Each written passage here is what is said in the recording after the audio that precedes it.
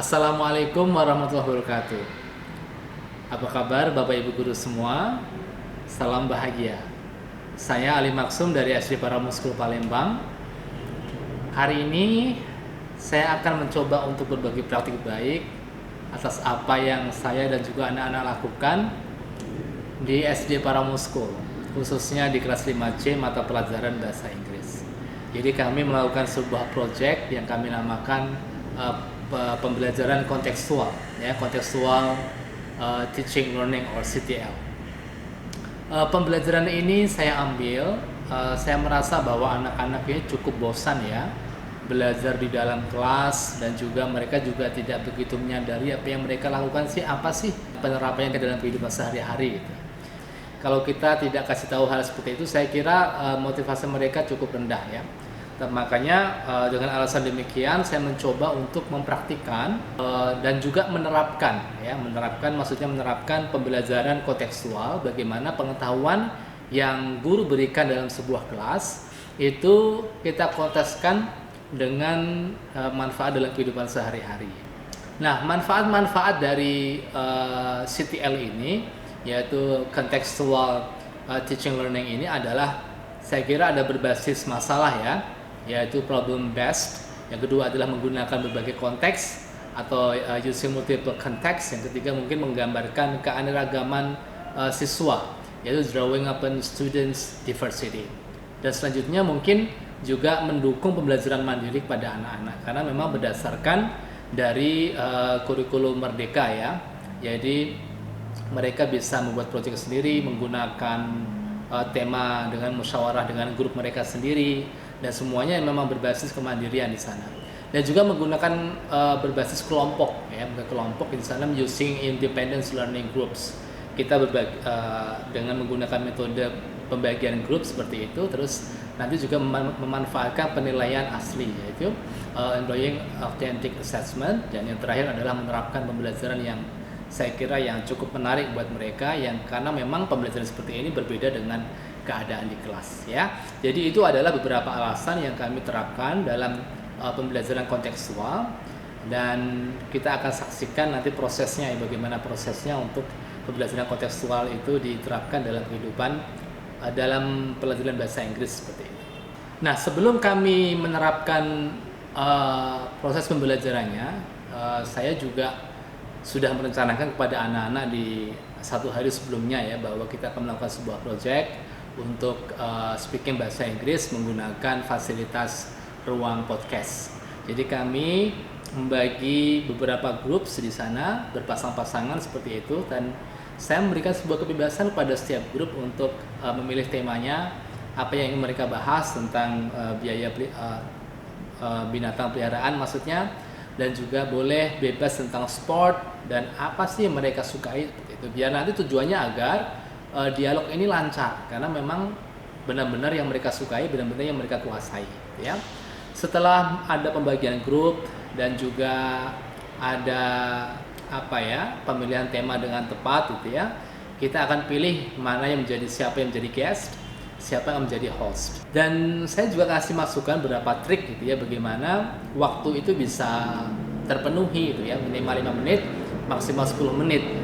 Salah satu tips yang mungkin bisa saya berikan kepada mereka adalah bagaimana mengeksplor setiap pertanyaan itu menjadi pertanyaan-pertanyaan baru, atau mungkin menggali pertanyaan dari jawaban-jawaban dari host, dari guest yang mereka pilih ya. Misalnya kita mempertanyakan sesuatu kepada guest, dan guest menjawab sesuatu tersebut, dan kita bisa menggali pertanyaan dari jawaban dari guest. Nah, itu adalah salah satu tips agar mereka tidak terpaku pertanyaan yang mereka buat.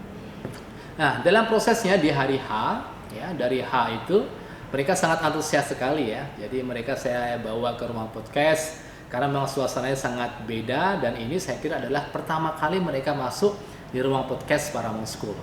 Jadi mereka wah gitu ya. Ini suasananya memang sangat beda di ruang kelas. Mereka bisa lesehan dengan bebas, atau mungkin dengan ada bantal-bantal besar itu ya, dengan santai saja mereka bisa menikmati sambil fun lah ya.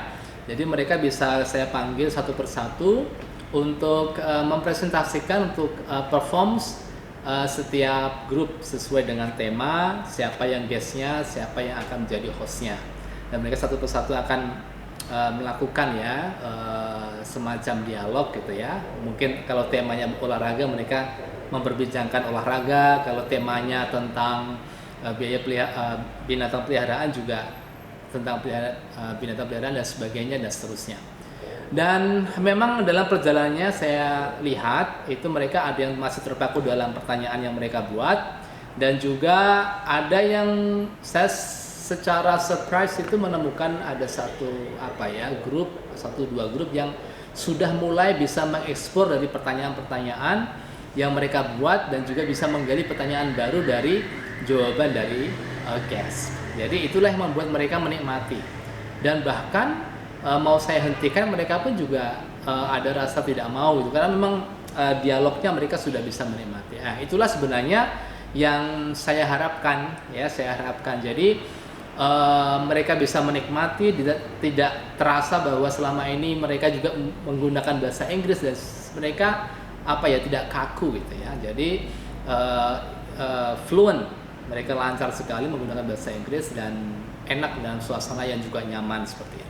Dan itulah yang memang tujuannya yang kami harapkan. Nah, di akhir tahapan event ini tentunya adalah refleksi ya. Saya ingin sekali menggali apa sih yang mereka rasakan dari pembelajaran, dari proyek pembelajaran kontekstual ini atau STL ini. Dan saya kira itu adalah hal yang sangat penting untuk saya gali, biar saya mengetahui kritik dan juga apa yang mereka rasakan, apakah fun, apakah enak, dan juga mereka menikmati dari proses ini. Dan kebanyakan yang saya dapatkan mereka sangat menyukainya, dan mereka juga menemukan suasana baru yang selama ini mereka hanya duduk di kursi terpaku, dan ini bisa dibawa ke ruangan yang berbeda, di ruang podcast dengan santai, bisa tidur-tiduran ya, dengan santai tapi serius gitu ya. Dan itu bisa, saya kira metode demikian bisa menyerap pengetahuan lebih cepat gitu ya, karena mereka memang menerimanya dengan rasa semacam kayak ikhlas gitu ya, karena suasananya agak santai dan lebih enak.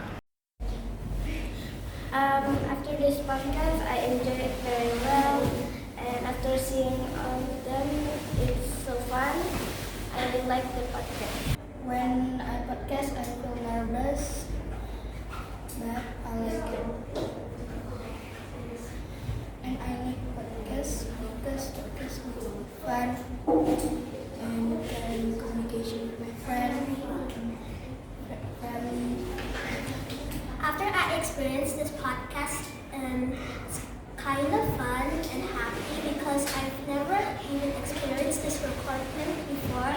So I experienced it, and after that podcast, I feel happy, and it's so make me fun and amazing podcast. Nah, refleksi ini juga saya gali tidak hanya dari siswa, tapi juga saya ambil dari orang tua dengan cara saya menitipkan link kepada wali kelas untuk disebarkan di grup orang tua bagaimana kesan mereka untuk penerapan CTL ini ya. Apakah ada masukan, apakah ada anjuran, karena memang dalam Trisentral Pendidikan kita harus memang melibatkan orang tua dari proses pendidikan kita ya. Jadi bagaimana orang tua bisa berperan, memberikan masukan, atau mungkin juga ngasih masukan langsung kepada kita bagaimana sih baiknya untuk proyek-proyek yang akan datang ya. Intinya saya sangat bahagia sekali, sangat suka sekali dengan proses seperti ini, dan akhirnya anak-anak juga senang, dan saya juga berterima kasih pada anak-anak yang telah mendukung ya proses ini, dan mereka enjoy.